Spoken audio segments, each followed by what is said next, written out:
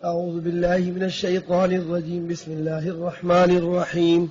وإن تعجب فعجب قولهم أإذا كنا ترابا أإنا لفي خلق جديد أولئك الذين كفروا بربهم وأولئك الأغلال في أعناقهم وأولئك أصحاب النار هم فيها خالدون. سابقہ آیات میں توحید کا مضمون، توحید کا اثبات اور اس کے دلائل مذکور ہوئے. اب اثبات توحید کے بعد اثبات رسالت پر کفار کے چند شبہات اور ان کے جوابات مال وعید کے ساتھ. کفار کا پہلا شبہ یہ تھا کہ یہ حشر نشر، یہ بعث بعد الموت محال ہے، یہ نہیں ہوتا دوبارہ. اور اسی پر وہ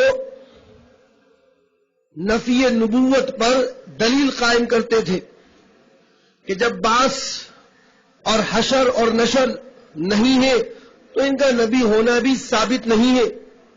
ان کا نبی ہونا بھی ثابت، کیونکہ وہ باتیں یہی کر رہے ہیں، اپنی نبوت پر بات یہی کر رہے ہیں کہ بھائی میں اس بات کے لیے آیا ہوں کہ میں نبی ہوں اور تمہیں بتاؤں کہ بعث ہے یعنی دوبارہ پیدائش ہے. تو ایک شبہ تو ان کا یہ تھا کہ بعث اور حشر اور نشر یہ کچھ بھی نہیں، جس کو انہوں نے دلیل بنایا نفی نبوت پر. اور آیات سے معلوم بھی یہی دیتا ہے، وہ یہ کہا کرتے تھے اور چیختے اور پکارتے تھے، ایک دوسرے کو آوازیں دیتے تھے اس بات پر کہ آؤ هل ندلکم علی رجل، کہتے تھے آیات اب حافظ حضرات پتہ ہوگا، هل ندلکم علی رجل ینبئکم، ارے بات سنو، آؤ ہم تمہیں ایک آدمی بتلائیں جو ایک آدمی عجیب باتیں کرتا ہے. هل ندلکم علی رجل ینبئکم، جو تمہیں عجیب باتیں بتاتا ہے. آئی گئے اذا مزقتم کل ممزق، جب تم ذرہ ریزہ ہو جاؤ گے، بالکل ریزہ، تو کہتا ہے کہ انکم لفی خلق جدید، تم دوبارہ پیدا کیے جاؤ گی. آؤ دیکھو عجیب باتیں ہو رہی ہیں، یہ عجیب باتیں ہو رہی ہیں، دیکھو اس شخص کو، دیکھو یہ کیا کہہ رہا ہے. معلوم ہوا کہ وہ اس میں استبعاد کے قائل تھے، یعنی بعید سمجھتے تھے یہ باتوں کو، بعید سمجھنا، استبعاد، کہ دیکھو یہ کہاں ہو سکتا ہے، یہ بھی کوئی ہوگا، ہم ریزہ بن جائیں گے، ہم ذرہ ہو جائیں گے، ہم ٹکڑے ہو جائیں گے، مٹی کی خاک بن جائیں گے. انکم لفی خلق جدید کہتا ہے کہ تم لوگ دوبارہ پیدا کیے جاؤ گے، عجیب بات کہتا ہے. تو ایک ان کا اعتراض یہ تھا، ایک شبہ یہ تھا. دوسرا شبہ یہ تھا کہ یہ شخص نبی نہیں ہے، اس لیے کہ یہ ہمیں نبوت کے انکار پر ڈراتا ہے، دھمکاتا ہے کہ عذاب آئے گا. عذاب آتا کیوں نہیں ہے جب ہم انکار کر رہے ہیں؟ تو عذاب آتا کیوں نہیں ہے جب ہم انکار کر رہے ہیں؟ تو عذاب کیوں نہیں آتا؟ اگر یہ عذاب حق ہے تو آنا چاہیے. معلوم ہوا کہ یہ نبی نہیں ہے. تیسرا شبہ ان کا یہ تھا کہ اگر یہ نبی ہے تو جیسا معجزہ ہم کہتے ہیں وہ کیوں نہیں لاتا؟ جیسا معجزہ ہم بولتے ہیں اس کو کہ معجزہ دکھاؤ، کوئی عجیب چیز دکھاؤ جو ہم چاہتے ہیں وہ والی، تو یہ کیوں نہیں پیش کرتا؟ معلوم ہوا کہ یہ نبی نہیں ہے. اگر نبی ہوتا تو پیش کر دیتا بھائی. یہ تین شبہات تھے انکار نبوت پر، جس کی وجہ سے انہوں نے پیغمبر کی رسالت کو نہ مانا. اللہ بزرگ و برتر نے ان تینوں سوالات کے جوابات ابھی جو میں نے آیات تلاوت کی اس کی ابتدا سے شروع کی ہے. پہلے سوال کا جواب تو آپ کو وَإِن تَعْجَبْ سے ملے گا، دوسرے سوال کا جواب یستعجلونک سے ملے گا، اور تیسرے سوال کا جواب یقول الذین کفروا لولا انزل سے ملے گا. یہ پورے خلاصہ بیان کر دیا آپ کو. اب آپ اس کو آیات کی روشنی میں دیکھیے. وَإِن تَعْجَبْ، اگر آپ تعجب کرتے ہیں. اور سے سنیے گا بچوں، ہر بات دیکھنے کی ہوتی ہے. بعد میں قرآن کریم کی یہ آیات کے مقاصد چاہے آپ تفسیر سے دیکھیں، کسی اور معرف القرآن سے دیکھیں، سمجھ میں نہیں آتے. استاذ کے سبق میں انہماک نہ ہو، توجہ نہ ہو تو بے برکتی سے علم آئے گا نہیں آپ کو، چاہے آپ جتنی تفاسیر پڑھ لیں. اس لیے جو استاذ محنت کر کے آیا ہے پہلے اس کی طرف متوجہ ہو جائے، بعد میں آپ فکر کیجئے گا کہ یار آپ کوئی اور تفسیر میں دیکھ لیں گے تو فائدہ ہو جائے گا آپ کو، ورنہ نہیں ہوگا. یہ کوئی میری بددعائی باتیں نہیں ہیں، یہ باتیں ہیں روحانیت کی.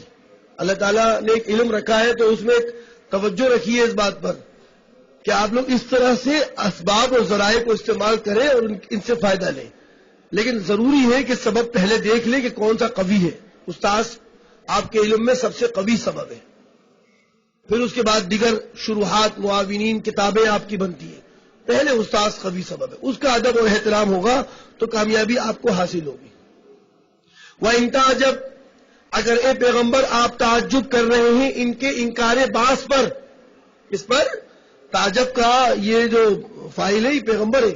وَإِن تَعْجَبْ، اگر آپ کو تعجب ہو گیا ہے ان کے بعث کے انکار کرنے پر. فَعَجَبٌ قَوْلُهُمْ، تو ان کی یہ بات بھی تو بڑی تعجب کے لائق ہے. فَعَجَبٌ قَوْلُهُمْ، ان کی یہ بات جو آگے آ رہی ہے وہ بھی تو بڑی تعجب خیز ہے، تعجب کے لائق ہے. اور وہ کیا ہے؟ ان فی ذلک کہاں گیا؟ اذا کنا ترابا انا لفی خلق جدید. یہ بات بڑی تعجب کے لائق ہے. کہتے ہیں کہ کیا جب ہم تراب ہو جائیں گے، مٹی ہو جائیں گے، تراب مٹی بن جائیں گے، خاک ہو جائیں گے، انا لفی خلق جدید، کیا ہم دوبارہ پیدا کیے جائیں گے نئے سرے سے؟ یہ بات ان کی تعجب خیز ہے. تعجب کے لائق تو یہ بات بھی ہے. اگر انکار بعث تعجب کی بات ہے کہ یہ بعث کا انکار کر رہے ہیں تو یہ بات بھی تو تعجب کی ہے. کیا مطلب؟ تعجب کی بات ہے کہ کیا ان کو نظر نہیں آتا کہ جس خدا نے پہلی بار پیدا کیا تو وہ پیدا کرنا کیا مشکل بات تھی؟ جب پہلی بار یہ پیدا ہو گئے، جس خدا نے پہلی بار پیدا کر دیا تو دوسری بار پیدا کرنا کون سی عجیب بات ہے یار؟ یہ بات ان کی تعجب خیز نہیں ہے کہ یہ ایسی بات کر رہے ہیں جس میں آدمی حیران ہو رہا ہے کہ یہ کہنا ہی نہیں چاہیے ان کو. کیونکہ پہلی بار جب اللہ پیدا کر سکتا ہے تو دوسری بار پیدائش کا انکار کرنا یہ تعجب نہیں ہے.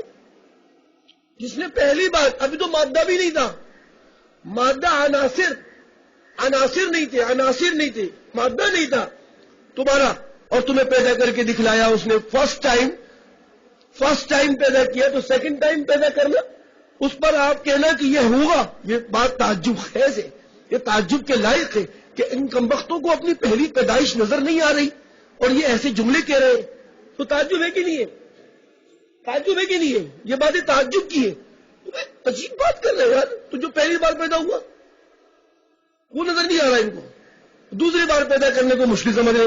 لیکن وجہ کیا ہے؟ وجہ وہی ہے کہ یار اگر یہ مان لیا تو پھر کیا ہوگا؟ احکامات خداوندی کے تحت چلنا پڑے گا. پھر اپنی نہیں چلے گی، پھر خدا کی چلے گی. ابھی نہیں مانیں گے تو پھر کیا ہوگا؟ اپنی چلے گی، اپنی چلے گی. یہ نہیں ہوگا بھائی، یہ نہیں ہوگا. تو یہ بات ان کی تعجب خیز ہے، تعجب کے لائق ہے کہ یہ دوسری بار پیدا ہونے کی باتیں کرتے ہیں. یہ بات کرنا یہ تعجب ہے کیونکہ پہلی بار نظر نہیں آ رہا ان کو. اذا كنا ترابا انا لفی خلق جدید اولئک الذین کفروا بربهم. یہی وہ لوگ ہیں جنہوں نے اپنے رب کا انکار کر رکھا ہے، انکار کرتے ہیں. یہی وہ لوگ ہیں، یہی وہ لوگ ہیں جو بعث کا انکار کرتے ہیں نا. یہی وہ لوگ ہیں جو اپنے رب کا بھی کیا کرتے ہیں؟ انکار کرتے ہیں. باہر کے ان کو اس کی سزا ملے گی. اولئک الاغلال فی اعناقہم. یہی وہ لوگ ہیں کہ آخرت کے اندر ان کی گردنوں میں توق ہوں گے. توق پھندے، پھانسی کے پھندے. اغلال غل کی جمع ہے، غل بنے توق. ٹھیک ہے، پشتو والا غل الگ ہے، یہ عربی کا غل ہے. غل، توق، پھانسی کا پھندا، اغلال. اولئک الذین کفروا بربہم واولئک الاغلال، ان کے گلوں میں، ان کی گردنوں میں، اور اعناقہم، ان کی گردنوں میں اغلال ہوں گے، توق ہوں گے، پھندے ہوں گے. واولئک اصحاب النار، اور یہی لوگ ہیں جو جہنم والے ہیں، دوزخ والے ہیں. ہم فیہا خالدون، واپسی نہیں ہوگی بھائی. یہی وہ لوگ ہیں کہ جو ہمیشہ رہنے والے ہوں گے اس میں. یہ ہو گیا پہلے سوال کا جواب کہ استبعاد بعث کو دلیل بنانا انکار نبوت پر، یعنی بعث کے محال ہونے کو دلیل بنانا انکار نبوت پر، نہ استبعاد بعث ہے، نہ بعث کا دور ہونا ثابت ہوتا ہے، اور نہ اس کی وجہ سے آپ نبی کا انکار کر سکتے ہیں. واضح ہوگی نا. انہوں نے تو انکار کیا بعث کا، تو دلیل دے دی کہ بعث کا انکار صحیح نہیں ہے، بعث کو بعید سمجھنا صحیح نہیں ہے. کیا آپ کہتے دوبارہ پیدا نہیں ہوں گے؟ تو پہلے نظر نہیں آ رہا آپ کو پہلے کیسے ہوئے؟ تو معلوم ہوا کہ بعث کا انکار صحیح نہیں ہے، کیونکہ جب پہلی بار پیدا ہونا ثابت ہے تو دوسری بار پیدا ہونے میں کوئی پریشانی کی اور تعجب کی بات ہے ہی نہیں. ٹھیک ہے نا. تو معلوم ہو گیا کہ اس بات کو پیش تو اللہ تعالیٰ نے ایک بات کو کیا ہے، یعنی استبعاد بعث، ان کا بعث اور حشر نشر کو بعید سمجھنا یہ صحیح نہیں ہے، کیونکہ پہلی بار پیدائش کیا ہے؟ ثابت ہے، ہو چکی ہے. تو اسی کو دلیل بنانا انکار نبوت پر اسی سے ثابت ہوا، یہ بھی صحیح نہیں. چلے گی بات. دوسری بات، یہ لوگ کہتے ہیں کہ عذاب آتا کیوں نہیں جب ہم پیغمبر کا انکار کر رہے ہیں؟ تو بعض لوگ یہ سمجھتے ہیں کہ ہم نے ولی کو تکلیف پہنچائی، کسی بزرگ کو تکلیف پہنچائی، کسی عالم کو تکلیف دی، ہمیں کچھ بھی نہیں ہوا. ایسا نہیں ہے، ایسا نہیں ہے، ایسا نہیں. اللہ تعالیٰ موقع دیتا ہے، چانس دیتا ہے.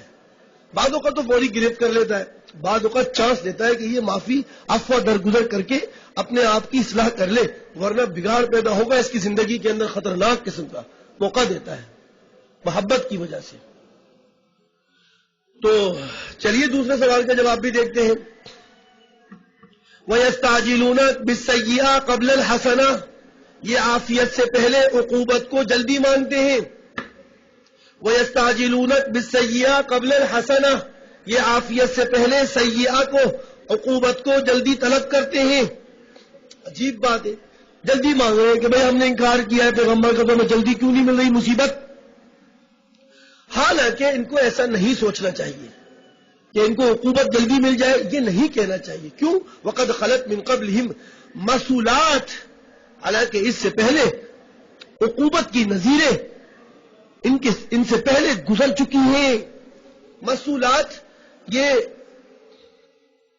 مسولتن کی جمع ہے، مسولتن، جس کے معنی عقوبت کی نظیر، سزا کی نظیر، سزا کی نظیر. اور مسولات جمع ہے مسولتن کی، واحد مسولہ، مسولات. تو ان کو یہ کہنا نہیں چاہیے کیونکہ بہت قریب کی باتیں ہیں ان کے قریب. وقد خلت، گزر چکی ہے، من قبلہم، ان سے پہلے، مسولات، عقوبت کی، سزاؤں کی نظیریں اور واقعات گزر چکے ہیں ان کے پاس. خیر، وَإِنَّ رَبَّكَ لَذُو مَغْفِرَةٍ، یقیناً آپ کا رب مغفرت کرنے والا ہے، للناسی، لوگوں کی، علی ظلمہم، ان کی بے جا حرکتوں پر، ان کی بے جا حرکتوں پر اللہ تعالیٰ معاف کرنے والا ہے لوگوں کو. ان ربک لذو مغفرہ، یقیناً تیرا رب بخشنے والا اور مغفرت کرنے والا ہے لوگوں کی، للناس علی ظلمہم، ان کی بے جا حرکتوں پر. لیکن اس کا مطلب یہ نہیں ہے کہ لوگ یہ سوچنے لگے، کفار یہ سوچنے لگے ابے جب معافی ہو جائے گی تو چھوڑ کرتا رہے، معصیت گناہ کرتا رہے، اللہ تعالیٰ معاف کرنے والا ہے. ہوتا ہے نا بیٹا، ایسا ہی ہمارے معاشرے میں بولا جاتا ہے. لیکن سنیے گا آگے کی آیات. ارے یار، جب اللہ نے کہہ ہی دیا ہے وہ معاف کرنے والا ہے، وہ معاف کر دے گا. کرتا رہے. معصیت کرتا رہے، گناہ کرتا رہے. یہ کفار سوچے اگر تو اللہ بزرگ و برتر فرماتے ہیں کہ لیکن یہ یاد رکھو وَإِنَّ رَبَّكَ لَشَدِيدُ الْعِقَابِ، تیرا رب سخت سزا دینے والا بھی ہے، سخت سزا دینے والا بھی ہے. تو جس چیزوں کی جن مغفرت اور سزاؤں کے لیے شرطیں اور اسباب ہیں، سزاؤں کے لیے اور مغفرت کے لیے کیا ہیں؟ شرطیں اور عذاب اور اسباب ہیں. تو جن کی شرطیں اور اسباب پائی جائیں گی وہی معاملہ کیا جائے گا. اگر شرطیں اور اسباب مغفرت کی پائی جائیں گی تو اللہ تعالیٰ معاف کر دیں گے، اور اگر شرطیں اور اسباب معصیت کی پائی جائیں گی اور سزا کی پائی جائیں گی تو اللہ تعالیٰ سزا دے گا. یہ نہیں ہوگا کہ آپ نے کہا معاف کرنے والا ہے تو کیے جاؤ جو من میں آئے وہ کیے جاؤ. نہیں، اسباب اور شرطیں اگر تمہاری وہ سزا کی ہے تو تمہیں سزا ملے گی، اسباب اور شرطیں اگر تمہاری وہ مغفرت کی ہے تو تمہیں معافی ملے گی. وہ دونوں چیزیں رکھتا ہے، وہ معاف بھی کرتا ہے، وہ سزا بھی دیتا ہے.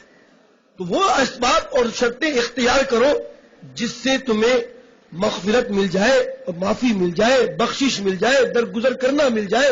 وہ اسباب اور شرطیں اختیار نہ کرو جس سے تمہیں سزا مل جائے اور عقوبت حاصل ہو جائے اور تکلیف تمہیں پڑ جائے. ایسی کام نہ کرو، کیونکہ وہ رب دونوں چیزیں ہیں، اس کے اندر دونوں صفات ہیں، شدید العقاب بھی ہے، ذو مغفرہ بھی ہے. وَإِنَّ رَبَّكَ لَشَدِيدُ الْعِقَابِ وَإِنَّ رَبَّكَ لَذُو مَغْفِرَةٍ لِلنَّاسِ عَلَى ظُلْمِهِمْ وَإِنَّ رَبَّكَ لَشَدِيدُ الْعِقَابِ. یہ تو ہو گئی دوسری بات کا جواب ہو گیا کہ تم اگر یہ سوچتے ہو کہ ہم پیغمبر کا اور نبی کا انکار کرتے ہیں تو تمہیں سزا جلدی مل جانی چاہیے، تو سزا مل جائے گی، جلدی آ جائے گی سزا. لیکن بات یہ ہے کہ اللہ کی عادت پہلی یہی ہے کہ وہ پہلے اپنی مغفرت کا اظہار کرتا ہے کہ میں معاف کر دوں گا، تم واپس آ جاؤ، چھوڑ دو انکار نبوت، چھوڑ دو. تیسری بات کا جواب کہ بھئی کیوں معجزہ وہ کیوں نہیں آ رہا جو ہم چاہتے ہیں؟ کہا گیا وَيَقُولُ الَّذِينَ كَفَرُوا، کہتے ہیں یہ کافر لوگ، لولا انزل علیہ آیہ من ربہ، کیوں نہیں اتارا جا رہا اس آدمی کے اوپر، اس پیغمبر پر، آیتن وہ معجزہ جو ہم مطالبہ کرتے ہیں، من ربہ اس کے رب کی طرف سے. کیوں نہیں اتر رہا بھائی؟ وہ معجزہ کیوں نہیں اتر رہا؟ آیتن وہ معجزہ کیوں نہیں اتر رہا جو ہم کہہ رہے ہیں، مطالبہ کر رہے ہیں، ان کی رب سے کیوں نہیں اتر رہا؟ جواب دیا گیا، پیغمبر کو کہا گیا کہ آپ کہہ دیجئے کہ انما انت منذر، ان کو بتا دیجئے کہ میرا پیغمبر کہتا ہے کہ انت منذر، کہ تو صرف ڈرانے والا ہے، تیرے پاس معجزہ پیدا کرنے کی کوئی طاقت نہیں ہے، کوئی قدرت نہیں ہے، کوئی ملکیت نہیں ہے تیرے پاس، تو معجزہ کا مالک نہیں ہے. انما انت منذر، اے پیغمبر آپ منذر ہیں، منذر آپ ڈرانے والے ہیں. صرف انذر ینذر انذار، وہ منذر بارے فال سے تو ڈرانے والا ہے، صرف تو معجزے کا مالک نہیں ہے کہ جو آدمی کہے گا کہ ہمیں یہ چیز دکھا تو دکھانے پر قادر ہوگا. نہیں، تو معجزے دکھانے کا مالک نہیں ہے، تو صرف کون ہے؟ ڈرانے والا ہے. اور وَلِكُلِّ قَوْمٍ ہاد، اور ہر قوم میں ایسے ہی ہادی آئے ہیں. وَلِكُلِّ قَوْمٍ ہاد، اور ہر قوم میں ایسے ہی ہادی آئے ہیں. کوئی بھی معجزے کا مالک نہیں ہوتا، سب کے سب ڈرانے والے رہبر اور رہنما کی حیثیت سے آتے ہیں قوم میں. تو جس طرح ہر قوم کے اندر نبی کا یہ حال ہے کہ وہ منذر ہوتا ہے، تو اے پیغمبر تیرا بھی یہی حال ہے کہ تو منذر ہے، تو مالک نہیں ہے معجزے کا. ٹھیک ہے، یہ آپ کی حقانیت کی دلیل ہے. اگر پیغمبر اپنی طرف سے نبوت کی باتیں کرتے تو یہ باتیں بتاتے اپنے بارے میں. یہ تو ایک قبح کی بات ہے، ایک عیب کی بات ہے کہ عیب بتا رہا ہوں کہ میں نہیں ہوں. بھائی جو آدمی نہیں کہتے اپنے بارے میں تو اس کا مطلب یہ ہے کہ وہ خود کچھ نہیں کرتا بلکہ اس سے کام کروایا جاتا ہے، اور وہ رب ہے جو اس کو وحی کے ذریعے ساری باتیں بتاتا ہے. یہ حقانیت کی دلیل نہیں ہے بیٹا. وَيَقُولُ الَّذِينَ كَفَرُوا لَوْلَا أُنزِلَ عَلَيْهِ آيَةٌ مِّن رَّبِّهِ إِنَّمَا أَنتَ مُنذِرٌ وَلِكُلِّ قَوْمٍ ہادٍ. ہادٍ کون سا صیغہ ہے؟ اس میں فاعل کا صیغہ ہے. اور کیا ہے اعراب، کیا ہے اس کا؟ ہادیون تھا، رفع ہے، اور ترکیب میں کیا بن رہا ہے؟ وَلِكُلِّ قَوْمٍ ہادٍ. ترکیب میں کیا بن رہا ہے جی، صفت بن رہا ہے، صفت مضاف الیہ بن رہا ہے، صفت بن رہا ہے، موصوف تو نظر ہی نہیں آیا. خبر ہے بھائی. قول لکل قوم جار مجرور ظرف مقدم. ہادین اصل میں تھا ہادیون، ہدا یہدی سے، رما یرمی سے رامن، اور ہدا یہدی سے ہادین.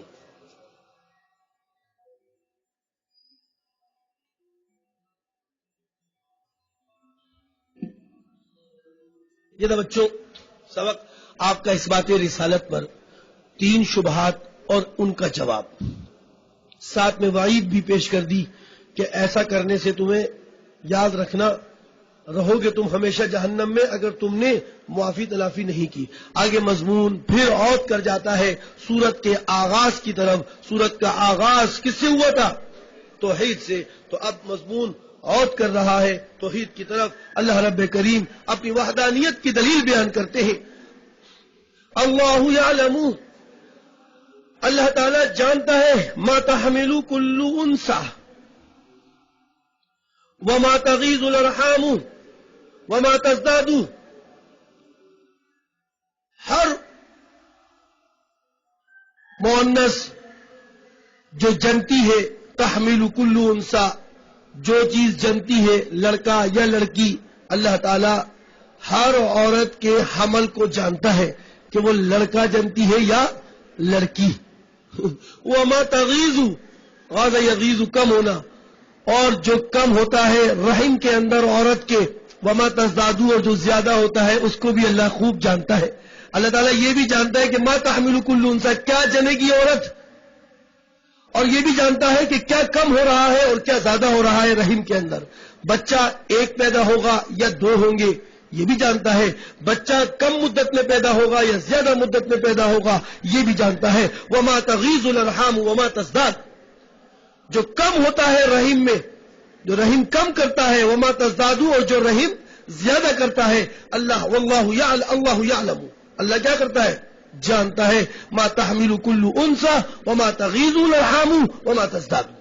یعنی یعنی عورت کی، بچے کی پیدائش بڑی تاریکیوں میں ہوتی ہے، بڑی تاریکیوں میں ہوتی ہے. کئی پردے اس میں حائل ہوئے ہوتے ہیں. پیٹ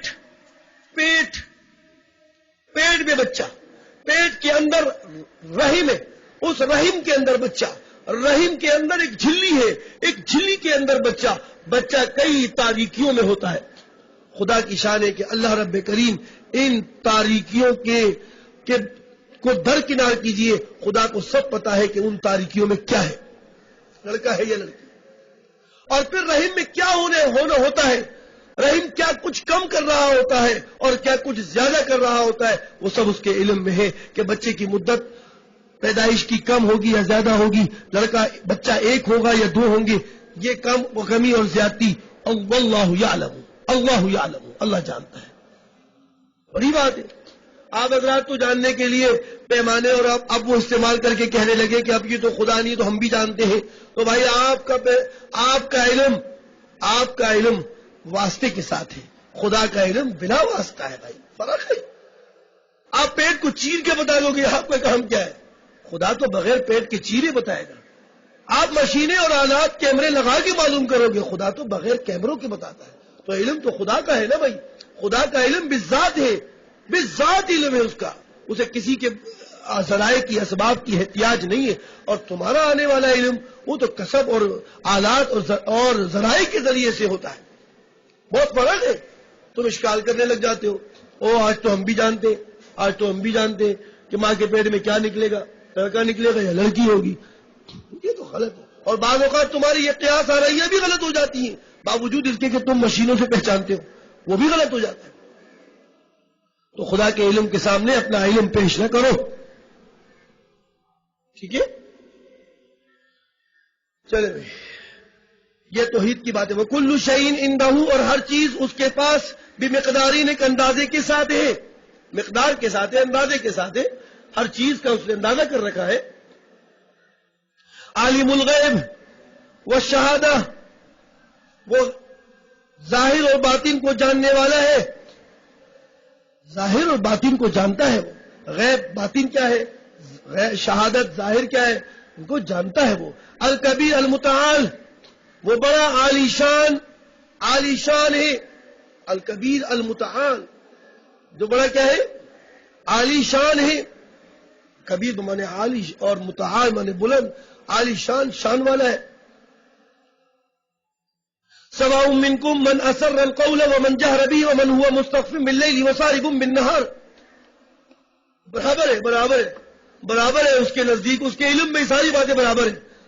اللہ کے علم میں ساری باتیں برابر ہیں. کیا تم میں سے اگر کوئی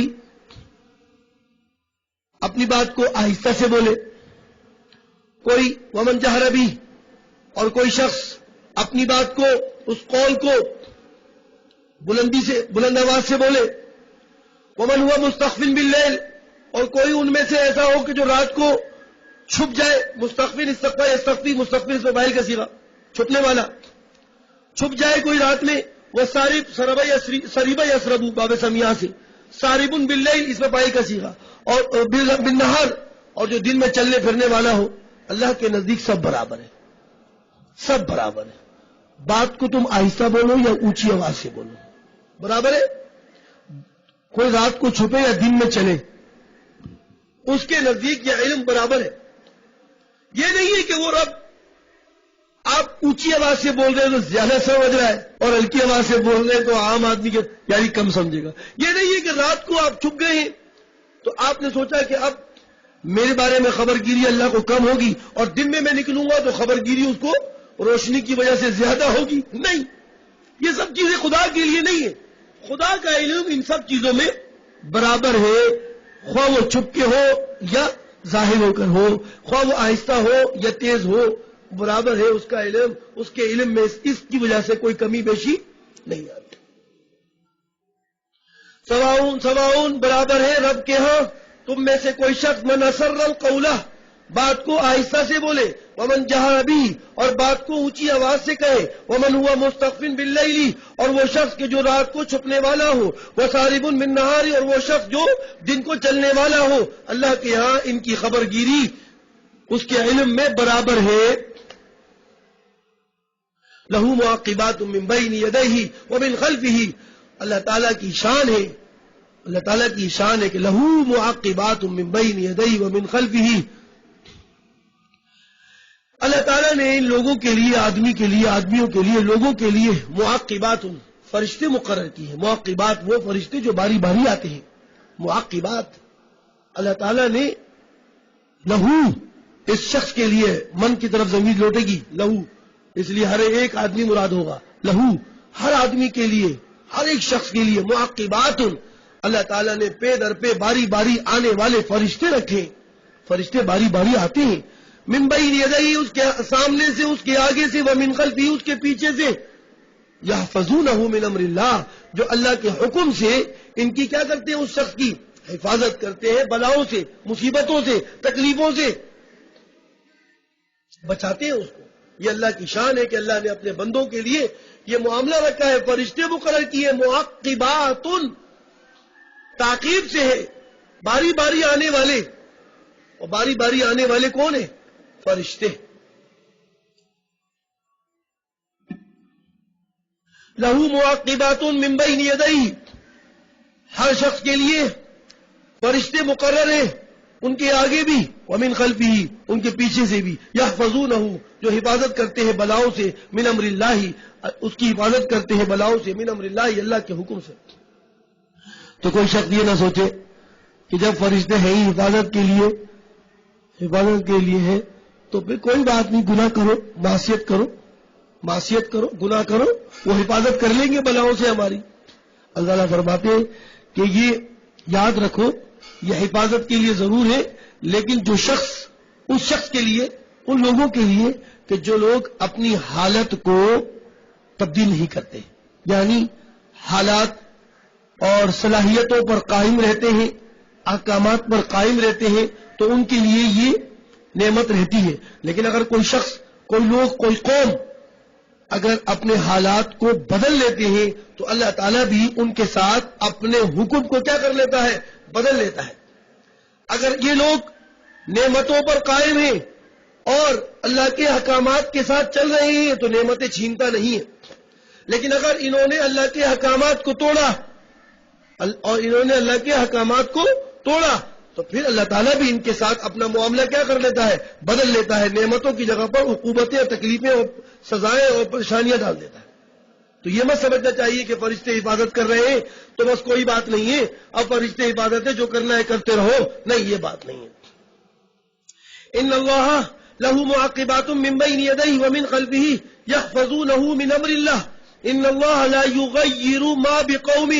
یقیناً اللہ تعالی بدلتا نہیں ہے احوال، حالات، بقوم، اس قوم کی، کسی قوم کی حالت بدلتا نہیں ہے. حتی یغیروا ما بانفسہم، یہاں تک کہ وہ لوگ بھی کیا کریں؟ اپنی حالت کو بدل نہ لیں. جب تک وہ اپنی حالت کو نہیں بدلتے تو اللہ تعالیٰ بھی ان کے ساتھ اپنے معاملے کو نہیں بدلتا. یعنی اگر اللہ نے ان کو اپنی نعمتوں کے ساتھ رکھا ہوا ہے، اپنی نعمتوں کے ساتھ رکھا ہوا ہے تو اللہ تعالیٰ بھی ان سے نعمتیں نہیں چھینتا جب تک کہ وہ نعمت کو چھیننے والے احوال پیدا نہ کر دیں. اگر انہوں نے ایسے احوال پیدا کیے تو اللہ تعالیٰ بھی پھر وہ احوال لے آتا ہے جو اس پہلے حالات کے کیا ہوتے ہیں؟ خلاف ہوتے ہیں.